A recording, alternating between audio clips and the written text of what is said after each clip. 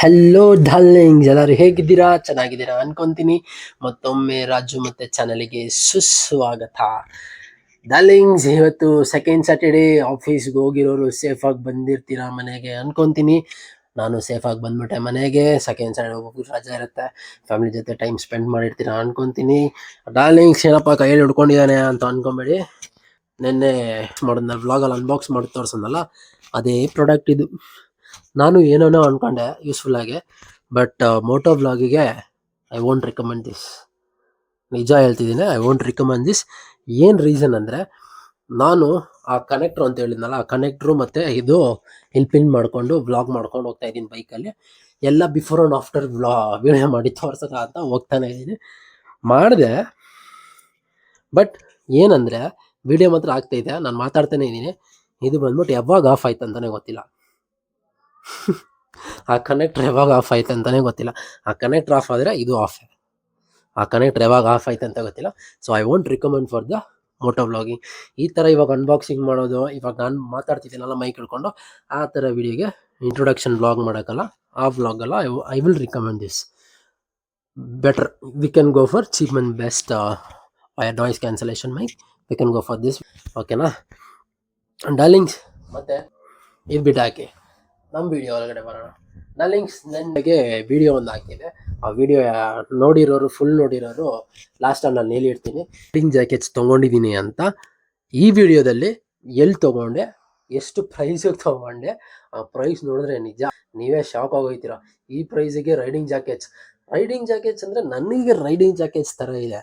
But riding ಜಾಕೆಟ್ಸಲ್ಲಿ ಏನೋ crash guard ಆ guard ಈ ಗಾರ್ಡೆಲ್ಲ ಕೊಟ್ಟಿರ್ತಾರೆ, ಬಟ್ ಇದಕ್ಕಿಲ್ಲ. ಬಟ್ ಇದು ರೈಡಿಂಗ್ ಜಾಕೆಟ್ಸ್ ಥರನೇ ಇದೆ. ನೋಡಿದ್ರ, ರೈಡಿಂಗ್ ಜಾಕೆಟ್ಸ್ ಥರನೇ ಇದೆ. ವ್ರಾಗನ್ ಕಂಪನಿದು ನನಗೆ ರೈಡಿಂಗ್ ಜಾಕೆಟ್ಸ್ ಥರ ಇದೆ. This is okay for it, you can go for it. ಇದಕ್ಕೆ ಹೋಗ್ಬೋದು ನೀವು. ನಿಜ ಸಾಕಾಗಿದೆ.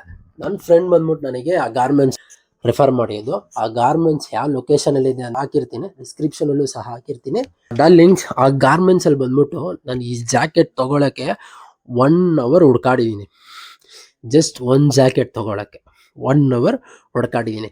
ಹಂಗಂದರೆ ಯೋಚನೆ ಮಾಡಿ ನೋಡಿ, ಆ ಗಾರ್ಮೆಂಟ್ಸಲ್ಲಿ ಎಷ್ಟು ಕಲೆಕ್ಷನ್ಸ್ ಇರ್ಬೋದು ಅಂತ. ಸಿಕ್ಕಾಪಟ್ಟೆ ಕಲೆಕ್ಷನ್ಸ್, ನಿಜ ಹೇಳ್ಬೇಕಂದ್ರೆ ಸಿಕ್ಕಾಪಟ್ಟೆ ಕಲೆಕ್ಷನ್ಸ್ ಇದೆ ಡಾರ್ಲಿಂಗ್ಸ್.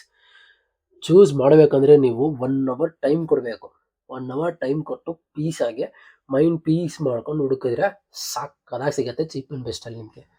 ನಿಜ ಸಾಕಾಗಿತ್ತು. ಪ್ರೈಸ್, ಆ್ಯಕ್ಚುಯಲ್ ಪ್ರೈಸು ಏನಂದರೆ ತೋರಿಸ್ತೀನಿ ನೋಡಿ. ವ್ರಾಗನ್ ಕಂಪನಿ ಕಾಣಿಸ್ತಿದೆಯೋ ಏನೋ ಗೊತ್ತಿಲ್ಲ ನೋಡಿ.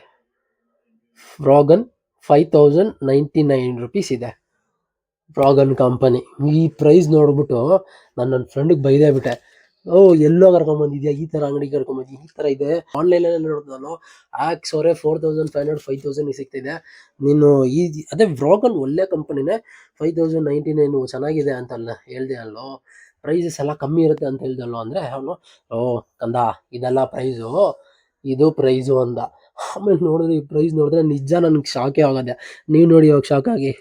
799 rupees ಇದೆ ನೋಡಿ. 799 rupees ಇದೆ ನೋಡಿದ್ರಾ? 799 rupees ವ್ರಾಗನ್. ಇದು ವಿಂಟರ್ ಜಾಕೆಟು ಅನ್ಬೋದು, ರೈಡಿಂಗ್ ಜಾಕೆಟ್, ನನಗೆ ರೈಡಿಂಗ್ ಜಾಕೆಟು ಅನ್ಬೋದು. 799 rupees. ನಿಜ ನೋಡ್ಬಿಟ್ಟು ಶಾಕೇ ಆಗೋದೆ ಡಾರ್ಲಿಂಗ್ಸ್. 799 ಪರವಾಗಿಲ್ವಲ್ಲ ಅಂದ್ಬಿಟ್ಟು ಪಟ. ಆದರೆ ಫಸ್ಟ್ ಎಮ್ ಸೈಜಲ್ಲಿ ನೋಡಿದೆ, ಎಕ್ಸೆಲಲ್ಲಿ ನೋಡ್ಕೊಂಬಂದೆ. ಆದರೆ ಎಕ್ಸೆಲಲ್ಲಿ ಸೈಜೇ ಇರಲಿಲ್ಲ. ಈ ಥರ ಮೆಟೀರಿಯಲ್ಲೇ ಆಗಲಿ, ಈ ಥರ ರೈಡಿಂಗ್ ಜಾಕೆಟ್ ಆಗಲಿ ಅದರಲ್ಲಿ ಇರಲಿಲ್ಲ. ಫುಲ್ ಡಿಸಪಾಯಿಂಟ್ ಆಗೋದೆ. ಎಲ್ ನೋಡಿದ್ರೆ ಎಲ್ ಟ್ರೈ ಮಾಡಿದೆ, ಆಗಿಲ್ಲ. ಎಲ್ ಟ್ರೈ ಮಾಡಿದೆ, ಆಗಿಲ್ಲ. ಸೊ ಎಕ್ಸೆಲಲ್ಲಿ ಇರಲಿಲ್ಲ. ಸೊ ಏನು ಮಾಡೋದು ಅಂದ್ಬಿಟ್ಟು ಯೋಚನೆ ಮಾಡ್ತಾನೆ ಇದೆ. ಆಮೇಲೆ ಬಂದ್ಬಿಟ್ಟು ಒಬ್ಬರನ್ನ ಕೇಳಿದೆ, ಈ ಥರ ಮೇಲ್ಗಡೆ ಇದೆ ನೋಡಿ ಇನ್ನೊಂದು ಸೆಕ್ಷನ್ ಅಂದ್ಬಿಟ್ಟು. ಅಲ್ಲೋಗಿ ಎಕ್ಸೆಲಲ್ಲಿ ನೋಡಿದೆ. ಫಸ್ಟು ಹೋಗಿ ನೋಡಿದ ತಕ್ಷಣ ಇದೇ ಇತ್ತು. ಪಟ್ಟಾನೆ ಎತ್ಕೊಂಡು ಬಂದ್ಬಿಟ್ಟು ಟ್ರಯಲ್ ಮಾಡ್ಬಿಟ್ಟು ಬಿಲ್ಲಿಂಗ್ ಸೆಕ್ಷನ್ಗೆ ಹೋಗೇ ಬಿಟ್ಟೆ ನಾನು. ಸಖತ್ತಾಗಿದೆ, ಫಿಟ್ಟಿಂಗ್ ಕಂಫರ್ಟಬಲ್ ಎಲ್ಲ ಸಖತ್ತಾಗಿದೆ ನಿಜ. ನೋಡಿ, ಕಂಫರ್ಟಬಲ್ ಚೆನ್ನಾಗಿದೆ. ಅದ್ರ ಲೊಕೇಶನ್ ನೀವೇ ನೋಡಿರ್ತೀರ ಎಲ್ಲಿ ಅಂತ. ಅದು ಕಿತ್ತಾಕ್ಬಿಟ್ಟು ಕೆಳಗಡೆ ಬಿದ್ದೋಗ್ಬಿಡೈತೆ, ಎಲ್ಲೂ ಬಿದ್ದೋಗಿದ್ದೆ ಗೊತ್ತಿಲ್ಲ.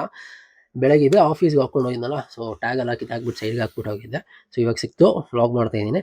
ನನಗೆ ಏನಿಲ್ಲ, ಅದು ಬಂದ್ಬಿಟ್ಟು ವೆಂಕಟೇಶ್ವರ ಗಾರ್ಮೆಂಟ್ಸ್ ಅನ್ನೋ ಒಂದು ಗಾರ್ಮೆಂಟ್ಸಲ್ಲಿ ನಾನು ಪರ್ಚೇಸ್ ಮಾಡಿದೆ.